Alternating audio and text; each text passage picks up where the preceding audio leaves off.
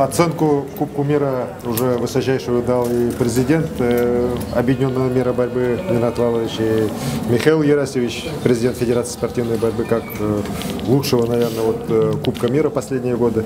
Для нас очень важно то, что мы достойно его провели. После 8 лет сборная России завоевала Кубок мира, 2 якутянина боролось. Я еще раз хочу повторить, что через 46 лет наконец-то 2 якутянина одновременно стали обладателями Кубка мира. Для нас, для якутской борьбы, это символический знак. Вы знаете, что последние годы у нас не все складывалось после ухода Вити Лебедева из большого спорта.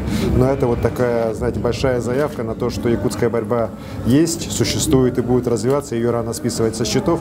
И уверен, что вот этот дух, который витал эти дни здесь, в стенах Триумфа, как вот Михаил Герасимович правильно сказал, привлечет еще тысячи ребят в спортивные залы. Ну а наша обязанность как раз вырастить из них настоящих чемпионов, которые придут уже потом и встанут на самые высокие ступени пьедесталов и Олимпийских игр, и чемпионатов мира.